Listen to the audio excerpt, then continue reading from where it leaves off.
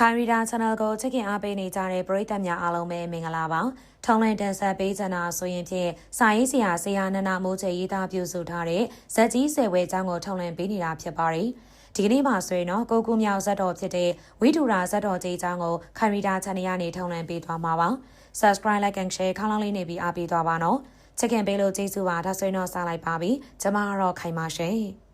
သုံးလောကထွထားရှင်တော်မြတ်ဖျားသည်တာဝိထိပြည်မွန်စေတဝင်မြည်သောကျောင်းတော်၌တရင်သုံးနေစမှာပညာပါရမီကိုအကြောင်းပြုပြီးတရားနာယဟန်ပရိသတ်တို့အားဂါထာပေါင်း114ဂါထာစီချဲလျက်အောက်ပါဝိတုရာဇတ်တော်ကြီးကိုဟောကြားခဲ့ခြင်းဖြစ်ပေလေတော်တယ်။ရှေးလုံလေးပြီးသောအခါကကုရုတိုင်အိဋ္ဌပထနကိုပြည်၌ဒနေဆရာကောရပြအမည်ရှိသောမင်းတစ်ပါးစိုးစံတော်မူလေတယ်။ထိုမင်း၌ပညာရှိအမတ်တဦးရှိလျာဝိတုရာဟုသောအမည်တွင်လေပြီ။ဒနေစရကောရပြမင်းမှာကောရပြမြည်သောသားတော်တစ်ပါးရှိလေတယ်။သားတော်အရွယ်ရောက်လေသောဒနေစရကောရပြမင်းနေရွာဆန်ကံတော်ကုံလေးအတွက်သားတော်ကောရပြသည်နှမ်းတက်လေတော်တယ်။ထိုကောရပြမင်းသည်ကျွေးအံကစားခြင်းပေါ်လွန်စွာမှတတ်မှတ်တဲ့သူ။ဒီနေ့မှာတော့ကောရပြမင်းဟာဥပုပ်တရင်စောက်တည်လေတော်တယ်။ဥယျာဉ်တော်တွင်တရားအားထုတ်တယ်။အရိခါရှေးဘဝကအဆွေခင်မောဖြစ်ခဲ့ပူကြတယ်။တကြားမင်းနဂါမင်းဂလုံမင်းတို့လည်းဥပုပ်ဆောင်ကြရင်နဲ့ဥယျာဉ်တော်သို့ရောက်ရှိလာကြတော့တာပေါ့။အရိခါမင်းလေးပါစုံမိကြလိမ့်ပြီ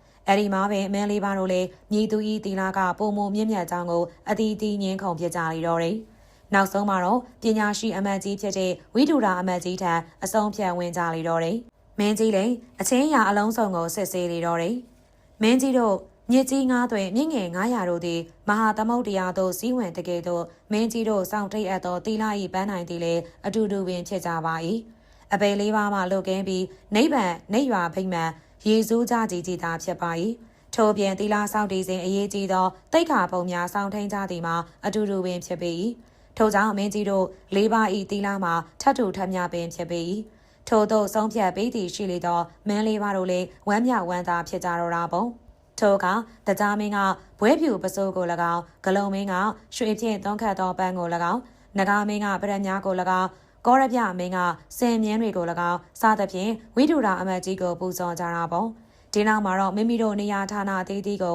ပြန်သွားကြလေတော့တယ်ဝရုဏနဂါမင်းဟာဘောဂဝရီနတ်ပြည်သို့ပြန်သွားခဲ့ပါပြီအဲဒီမှာပဲနဂါမင်းမိဖုရားကြီးဝိမဟာဒေဝီကဗရညာကိုမတွေ့တဲ့အတွက်မေးလေပြီထိုအခါမှာဝရုဏနဂါမင်းကလူပြည်တွင်တရင်ဥပုပ်တီလာစောက်တီပုံတီလာအမျက်ပြိုင်ကြပုံတွေကိုပြောဆိုရတာပေါ့ထိုမှတပံကောရပြမင်းကြီးရဲ့ပညာရှိမှဝိတုရာအကြောင်းကိုရောက်ရှိသွားခဲ့ပါတော့တယ်ဝိတုရာအမတ်ကြီးဟာအလွန်ပင်ပညာရှိပေ၏တီလာတိတ်ခါပုံစောင့်ထိန်မှုများနဲ့ပတ်သက်ပြီးအဆုံးဖြတ်ပေးပုံမှာလည်းမျှတမှန်ကန်ကောင်းမွန်လာပေ၏ပညာရှိအမတ်ကြီးကိုယ်တိုင်ကလည်းတီလာတိတ်ခါတမာရီမြင့်မြတ်တည်ကြည်လာပြီးဂျေဇုတရားတွေကိုသိတတ်တဲ့သူဖြစ်ပါ၏ဂျေဇုရှင်အတွက်ဂျေဇုဆက်ရန်အသက်ကိုပဓာနာမထားတဲ့သူဖြစ်လေ၏ထို့သောဝရုဏနဂါမင်းကဝိတုရာအမတ်ကိုချီးမွမ်းကမ်းဖွင့်လျာနဂါမင်း၏မိဖုရားဝိမဟာဒေဝီလည်းဝိတုရာအမတ်ထံမှတရားစကားတွေကိုနာကြားလိုစိတ်တွေတပွားပွားနဲ့ဖြစ်ပေါ်လာခဲ့တော့တာပေါ့။ဒိုင်းရိုက်ခေါ်စေပြီးမရမီကိုစိုးတဲ့အတွက်ပရိယေမာယာတွေကိုတုံးရလေတော့တယ်။ဝိတုရာ၏နှလုံးသေးပုတ်ကိုစားလိုလာပါ၏။အမြန်ဆောင်ခြင်းပေးပါလို့မစားရကအသက်သေးဆုံးရပါလိမ့်တော့မယ်။ဒီလိုတပွားပွားပြောဆိုညီးတွားရေရွရင်းနဲ့ဝိမဟာဒေဝီလည်းအိယာထံမှလေးလေတော့တယ်။အဲဒီမှာပဲနာမကျန်းလီဟန်ဆောင်လေးကဝိတုနာနဂါမင်းလည်းအခက်တွေ့၍နေတော့တာပေါ့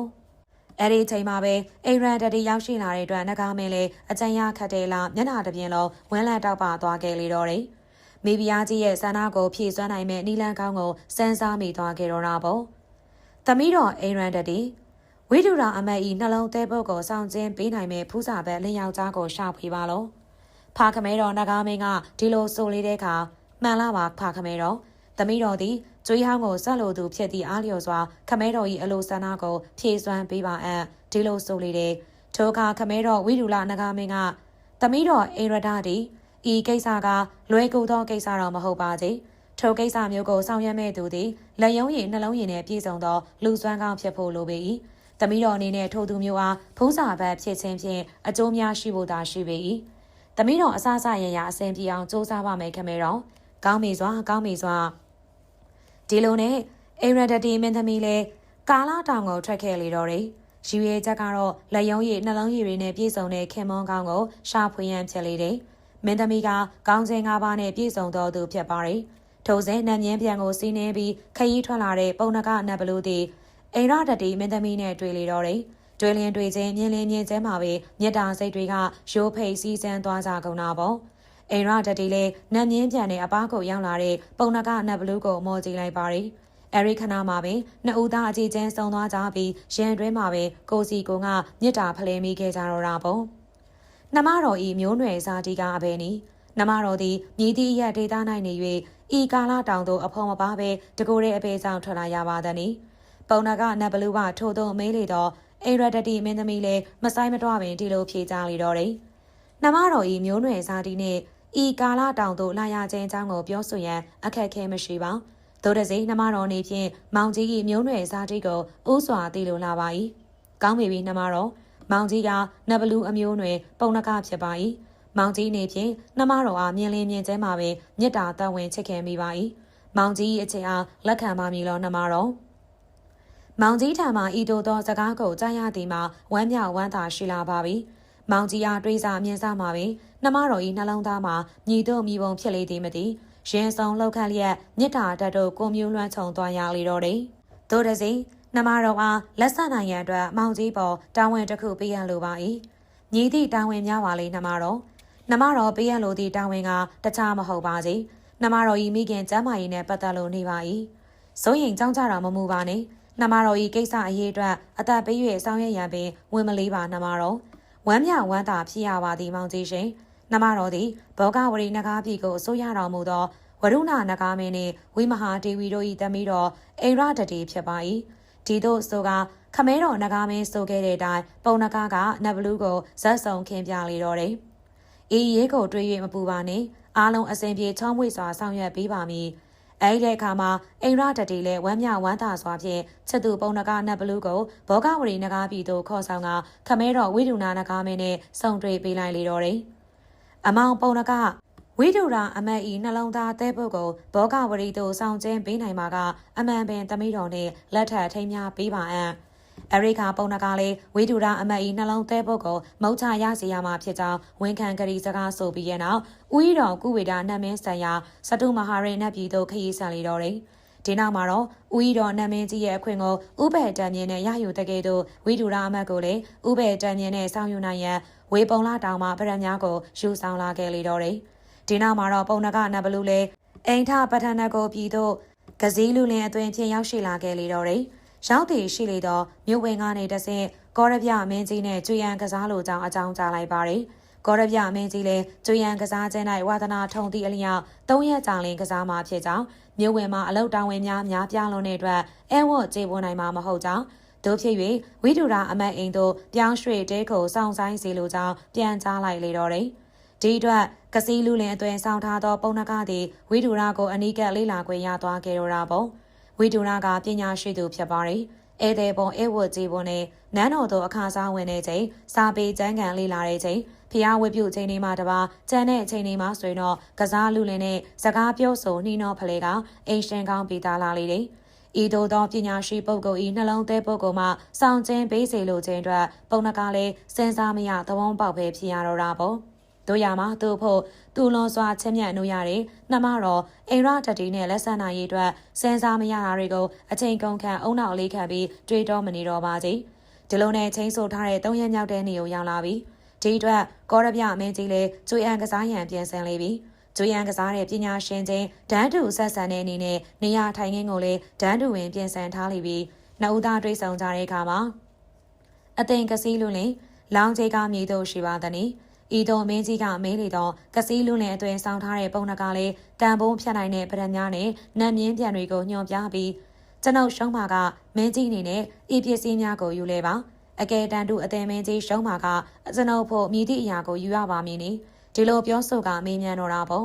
အသင်ကစီးလူလင်ကျွန်ုပ်ရှုံးပါကထီးနှမ်းမိဖုရားနဲ့ကျွန်ုပ်ကိုမှတပါတခြားလိုရကာကိုယူနိုင်ပါ၏ထို့သောနှစ်ဦးသားဂရိကဝဲပြုကကြည်နှက်ကြပြီးရနောက်မှာတော့ကျွေရန်ကစားကြလေတော့တယ်ကောရပြမင်းကြီးဖို့လွန်ခဲ့သော3ဘဝမြောက်ကမိခင်တော်ဆက်ခဲ့မှုတဲ့ထီးပြူဆောင်နတ်သမီးကတကိုးတော်နဲ့ကုညီတဲ့အတွက်အခြားလောင်းကစားတွေပေါ်တွေကိုမင်းတွေကိုနိုင်ရစမြဲဖြစ်လေတော့တယ်အခုလဲကျွေရန်ကစားကြရမှာကောရပြမင်းက၎င်းရှုံးမဲ့ကျွေကိုကြိုသိတဲ့အတွက်ဖမ်းနိုင်တဲ့အခါမှာပုံနကားသည် ထီးပြူဆောင်နှစ်သမီးတကိုမှန်တီးလိုက်ပြီးဒါကြောင့်နှစ်သမီးကိုမျက်စောင်းထိုးနှင်ထုတ်လိုက်တဲ့ဒီနောက်ကျွေးရန်ဆက်ကစားပြန်နေအဲဒီမှာကောရပြမင်းကြီးရှုံးနေတော့တယ်ထိုအခါမင်းကြီးလည်းရှီရင်ဆွဲကြိတိုင်းလောင်ကြီးကိုတောင်းစီပြီး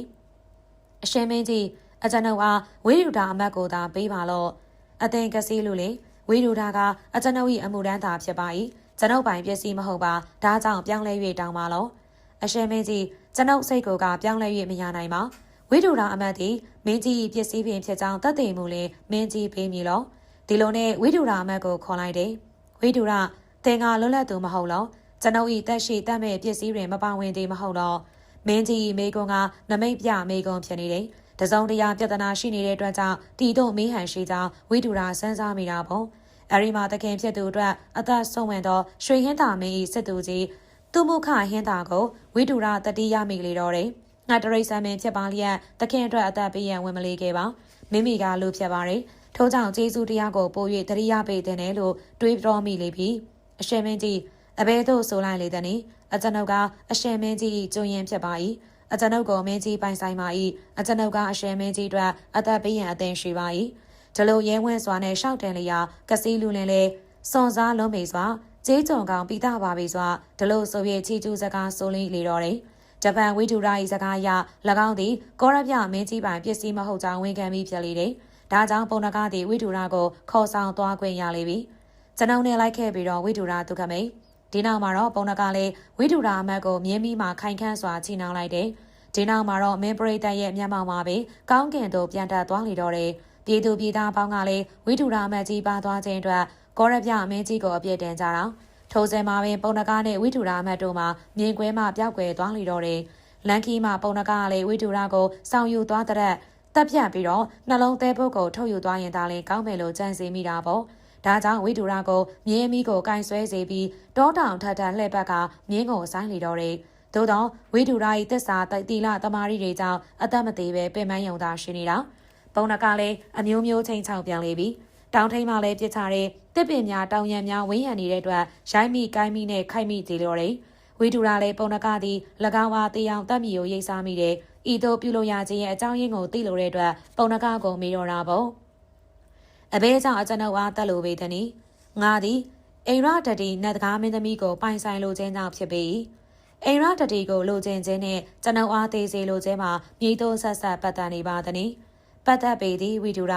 ာအိမ်ရတတိဤမေတော်ကတင်ဤနှလုံးသဲပုတ်ကိုအလိုရှိကြောင်းတောင်းတ၏အိမ်ရတတိဤဖခင်ဝိရုဏနဂါမင်းကငါအားတာဝန်ပေးခဲ့၏တာဝန်ကျေမှသာငါနဲ့သမီးတော်အားလက်ဆက်ပေးမည်လို့ဆိုတဲ့အတွက်ယခုကဲ့သို့ပြုမှုရခြင်းဖြစ်ပေ၏ပုံနကလည်းဟုတ်တိုင်းမှန်ရာဖြည့်ဆိုလေတော့တယ်ဝိဒုရာကလည်းကြောင်းရင်စင်မြစ်တွေကိုတွေးတောဆင်ခြင်စင်စားမိတော့တာပေါ့တင်တက်လို့ကတတ်ပါတော့တို့ရရင်တာတို့နရတရားကိုရှေးဥစွာနာအောင်လို့ကောင်းပြီအတင်ဒုက္ခမိတ်ပုံနကလည်းဝိဒုရာဒုက္ခမိန်ကိုမြေပြင်ကိုချလေတယ်ရေမိုးတန့်စင်စီတယ်ဒီနောက်မှာတော့မြင့်မြတ်သောနေရာမှာနေစေပြီးတာဒုနုရတရားကိုဟောကြားစေလေတော့တယ်အဲဒီမှာဝိဒုရာလည်းတာဒုနရတရား၄ပါးဖြစ်တဲ့နံပါတ်၁ရှေးသူဟောင်းတို့လမ်းကောင်းအကျဉ်းကုအသင်လိုက်နာကျင့်သုံးခြင်းကျေးဇူးတဲ့တုံ့ပြန်ခြင်းနံပါတ်2ပေးကဲစွန့်ကြဲခြင်းဖြင့်စိုးသောလက်ကိုမချောက်သွေစေခြင်းချစ်ဆရှည်ခြင်းမုံစတိုးစေခြင်းနံပါတ်3မိန်းမတို့နှင့်ပျော်ပါလိုက်စားမမိုက်မှားခြင်းရုံညံ့သောမိန်းမတွေအတွက်မြင့်မြတ်သောယောက်ျားခုံကိုမညှိုးနွမ်းစေခြင်းနံပါတ်4မိတ်ဆွေခင်မွန်းတို့အားမပြေမမကောင်းစေခြင်းကျေးဇူးရှိသောဖြောင့်မတ်မှန်ကန်သောခင်မွန်းကောင်းတို့ကိုကံသုံးပါးစလုံးဖြင့်မပြေမအပ်ခြင်းစတဲ့တရားတွေကိုဟောကြားလေတော့တယ်အရိခါမှာပုံနကလည်းများစွာပင်သတိတန်ဝေကရလေတော့တယ်တန်ဝေကရခြင်းနဲ့တူစိတ်အာရုံ၌လေငါသည်ဝိဒုရာ၏အိမ်၌ကောင်းစွာတဲခိုခဲ့ရ၏၎င်းအဝတ်ကြီးစွာကျွေးမွေးခဲ့သောအစားအစာတွေကိုစားတောက်ခဲ့ရ၏ယခုမှငါသည်သူတော်ကောင်းတို့ကျင့်စဉ်နှင့်ဆန့်ကျင်နေခဲ့ပြီခင်မွန်းကောင်းကိုပြမမိခဲ့ကြပြီဆိုသောလက်ကိုချအောင်ပြုမိကြပြီသူကျေးဇူးကိုမဆက်ဖဲကျေးဇူးမိတ်ကိုပြုမိကြပြီအိမ်ရတတိဟူသောနဂါမကိုလိုချင်တဲ့ဆန္ဒတစ်ခုတည်းဖြင့်သူတော်ကောင်းကိုပြမမိခဲ့ပေပြီဒီလိုဆိုကနောင်နာတရားတွေရလာတယ်ဒီအတွက်အသိဝိဒုရာဒုက္ခမိတ်ကျွန်ုပ်သည်အမှားများကိုကျူးလွန်မိခဲ့ပါ၏ဒီအတွက်တင်အားဝင်ချတောင်းပန်လိုပါ၏တင်အားအိန္ဒပဋ္ဌာနကိုပြည်သို့ကောင်းမွန်စွာပြန်လည်ပို့ဆောင်ပေးပါအံ့ဒီလိုဆိုလေတော့တယ်တို့ရမှာဝိဒုရာဟာပုံနက၏ဆန္ဒကိုမလိုက်ရောခဲ့ပါသူအတွက်ထမ်းဆောင်ရန်တာဝန်များကြန့်ရှိသေးတယ်လို့ခံယူထားပါတယ်အဲဒါကြောင့်အသင်လူလင်တင်သည် အိမ်ရတတိနဂါမကိုအလိုရှိ၍ပေးရခဲ့သောဂရီစကားကြောင့်ဤကဲ့သို့ပြုမှုရကြောင်းကိုနားလေသဘောပေါက်ပါ၏သိတွင်အပြည့်မရှိပါရှိတယ်လို့သင်ယူဆထားပါကခွင့်လွှတ်ပါ၏အသိကစီးလွန်းလေစင်စဲနဂါမင်း၏မိဖုရားကြီးသည်ကျွန်ုပ်၏နှလုံးသဲပုတ်ကိုအလိုရှိသည်မှာကျွန်ုပ်၏တရားကိုနာယူလို၍ဖြစ်ပေ၏ကျွန်ုပ်တို့ဘေးအန္တရာယ်မရှိပါကြောက်ရောက်ဖွယ်လည်းအကြောင်းမရှိပါတို့ဖြစ်၍မိဖုရားကြီးဆန္ဒလည်းပြည့်မြောက်စေသင်၏ကြိုးပမ်းမှုလည်းအကျိုးမဲ့မဖြစ်စေရလောက်အောင်ကျွန်ုပ်အားဘောဂဝရီပြည်သို့ဆောင်ကျန်ပါလောပုံနကကလည်းကောင်းပါပြီသူခမိန်ဒီလိုဆိုကဝိဒုရာကိုနဂါရီရဲ့ဘောဂဝရီသို့ပို့ဆောင်ပေးလေတော့တယ်ဝိဒုနာနဂါမင်းလည်းဝိဒုရာအမတ်ကြီးကိုမြင်ရလေတော့ရွှင်လန်းဝမ်းမြောက်စွာဖြင့်စီးကြိုလေတော့တယ်နဂါမင်းမိဖုရားလည်းဝိဒုရာရောက်ပြီဆိုတာနဲ့အိယာမထကလာရောက်ပူဇော်ရှိခိုးလေတော့တယ်နဂါမင်းနဲ့မိဖုရားတို့ဟာဝိဒုရာထံမှတန်တန်လျောက်ပတ်လာစွာသောတရားတွေကိုနာယူကြလေတယ်မိဖုရားကြီးမှလည်းချက်ချင်းကိုဆန္ဒပြေပြောင်းလေတော့တယ်နဂါမင်းကခရီးတိုင်းပုံနကနဘလူးနဲ့တမီတော်အိမ်ရတတီတို့ကိုထိမ်းများလက်ဆက်ပေးလေပြီမိဖုရားကြီးဖို့ဆန္ဒပြည့်မြောက်ပြီးဖြစ်ရကဝိဒုရာဒုက္ခမိန်ကိုအိန္ဒပထနကိုပြည်သို့ပြန်၍ပို့စေတယ်အဲဒီမှာကောရပြမင်းကြီးနဲ့တကွပြည်သူပြည်သားအားလုံးတို့သည်လည်းဝိရုဒဒုက္ခမိန်ပြန်လည်ရောက်ရှိလာခြင်းအတွက်ဝမ်းမြောက်ဝမ်းသာစွာဖြင့်ကြိုဆိုကြကုန်တာပေါ့ဝိဒုရာလည်း၎င်းရဲ့အဖြစ်အပျက်တွေကိုမင်းကြီးကိုပြန်ကြားရှောက်ထားပြီးပုံနကထံမှလက်ဆောင်ရလာတဲ့ပရမများတွေကိုမင်းကြီးတန်ဆက်တာတော်မူလေတယ်ထုံမစားပြီးဝိဒုရာဒုက္ခမိန်ဟာအသက်ထက်အတိုင်းနေ၍တေလွန်သည်ရှိလေသောတာဝရိန်သာနတ်ပြည်သို့လာရလေတော့တယ်ဒီကနေ့ရဲ့ခိုင်ရီတာချန်နယ်ကနေထောင်လွှင့်ပေးခဲ့တာဆိုရင်ဖြင့်စာရေးဆရာဆရာနန္ဒမိုးကျရေးသားပြုစုထားတဲ့ဇက်ကြီးဆယ်ဝယ်ရမှာကိုကုမြောက်ဇက်တော်ဖြစ်တဲ့ဝိဒုရာဇက်တော်ကြီးအကြောင်းကိုထုံလွှင့်ပေးခဲ့တာပါနောက်တစ်ခါမှာတော့ဝေဒနိယဇက်တော်ကြီးအကြောင်းဖြစ်တဲ့10ခုမြောက်ဇက်တော်အကြောင်းကိုထုံလွှင့်ပေးမှာဖြစ်ပါတယ် Subscribe like and share ခါလောင်းလေးနေပြီးအားပေးသွားပါနော်အမြဲတမ်းချစ်ခင်ပေးလို့ကျေးဇူးအများကြီးတင်ပါတယ်အသက်သက်သောအကြောင်းအရာတွေနဲ့ပြန်လာခဲ့ပါအောင်မယ်ရှင်။ချိန်နဲ့တက်တဲ့ဆိုရင်တော့ like and share လေးနဲ့အားပေးခဲ့ပါနောက်တစ်ခေါက်ရဲ့ခိုင်ရီတာ channel မှာပြန်လည်ဆုံတွေ့ကြပါရစေရှင်။